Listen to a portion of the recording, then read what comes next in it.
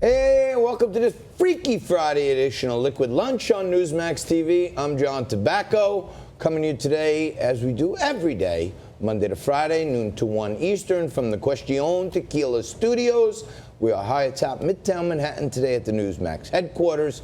All great things are going on. The Robert Mueller hearings this week are behind us. The Democrats have wound up with a significant amount of egg on their face.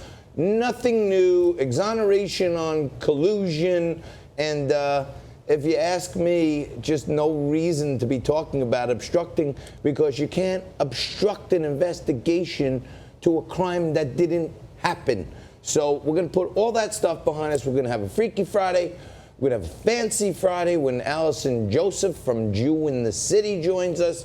We're going to have a Faithful Friday when later on Bill Donahue from the Catholic League comes on and joins us and talks about all the things that are going around the world related to religion and anti-Semitism and all that good stuff. And of course, we're going to mix it up with the best two guys we have. Oh, and there's Frank Morano. I forgot about him joining us again on this Freaky Friday. My managing editor is right here. Frankie, how are you? I'm doing great, John, because with Bill Donahue from the Catholic League and Allison Joseph from Jew in the City, you could say this is a very holy day. But if you look at your holiday calendar, it's not just a holy day, it's a holy day. Because believe it or not, folks, today is National Bagel Fest Day. So happy National Bagel Fest Day from the bagel capital of the world, New York City, to all those of you that celebrate. I'm trying to take off a few pounds, so I'm trying to stay away from the carbs, but have a nice. There is nothing like a whole wheat bagel, except maybe an egg bagel. I like a nice everything. Oh, my fiancé is in everything. I like a nice, well done everything with cream cheese on one side, butter on the other side. And if I want to really go nuts with myself, I do a dab of jelly in between the butter and the cream cheese. I like a good whole It's like a bonanza bagel in your mouth. I like the salt, the garlic, the butter, the sour cream, the jelly. It's like it's like a festival. You can tell we're ready for lunch, right? So I like a good whole wheat bagel with the inside scooped out, and then with cream cheese, lox, onions, caper, and tomato. Now, if a lox is a little outside of my budget, as it is today, because we haven't been paid in a while, then I go the whitefish route, which is also quite delicious. Way too much stuff on that bagel. But hey, it's Bagel Fest Day. Bagel Fest Day, and go out and have a bagel fest. Get a everything with cream cheese, butter, tomato, jelly, everything on there. But I'm sure one of the subjects you're going to get into with David Eisenbach and John Burnett in the political panel has to do with Tuesday's Democratic presidential debate. And in some ways, that is the subject I'll be speaking frankly about.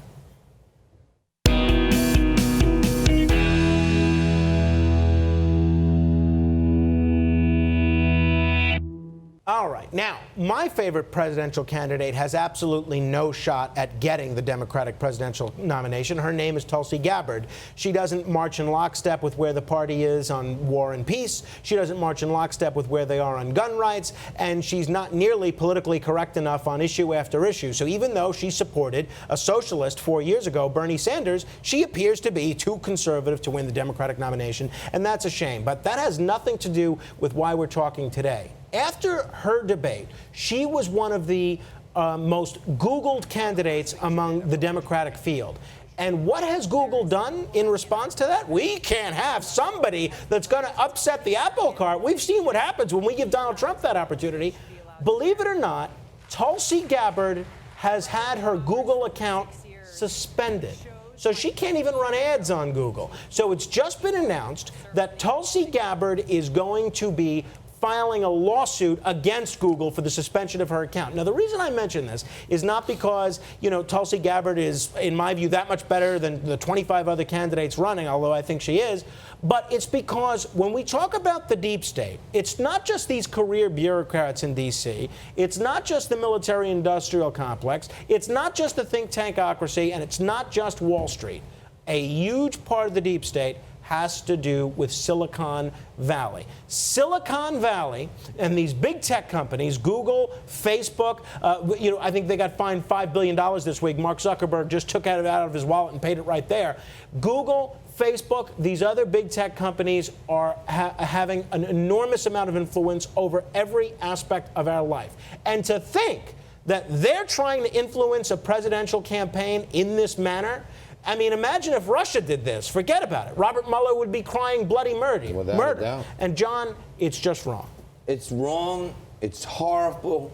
And to be honest with you, you mentioned how Tulsi Gabbard is not marching in lockstep with the rest of the party.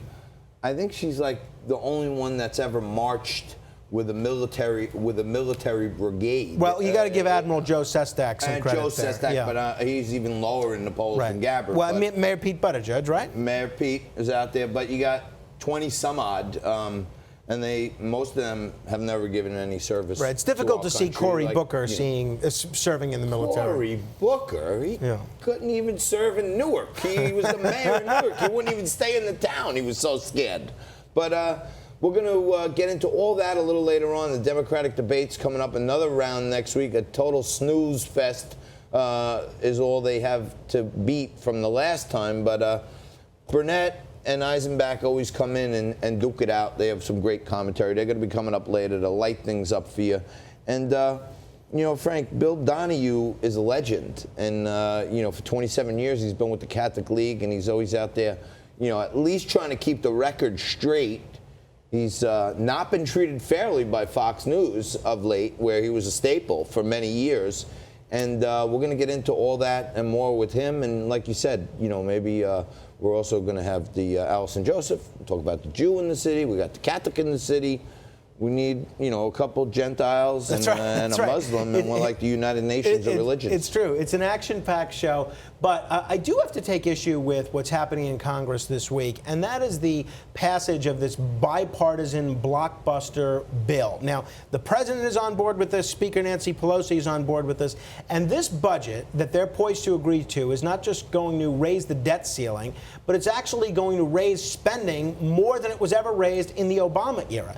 This is going to add $1.7 trillion to our debt over the next decade at a time when we're already struggling towards debt. Now, it used to be Republicans during the Clinton era and then during the Obama era that would say, wait a minute, we care about the debt. We need some fiscal austerity. Then when Bush and Trump were pushing tax cuts, it was the Democrats that said, wait a minute, we can't break the budget.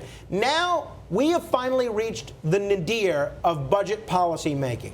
There is no political party in Washington that is showing anything resembling fiscal restraint. Ross Perot is turning over in his grave because this is precisely what he warned about in 1992 times about $1 trillion. Well, I think you put that quite eloquently. And for those of you following at home and hadn't caught this, I rarely look at the New York Times, but here is the new leader of the UK, Boris. Why did you draw Johnson? Why did you draw facial hair on him? I was doodling on him and playing around, but we love him. We love you. You stay right there. Jew in the City, Bill Donahue, John Burnett, David Eisenbach. Back after this.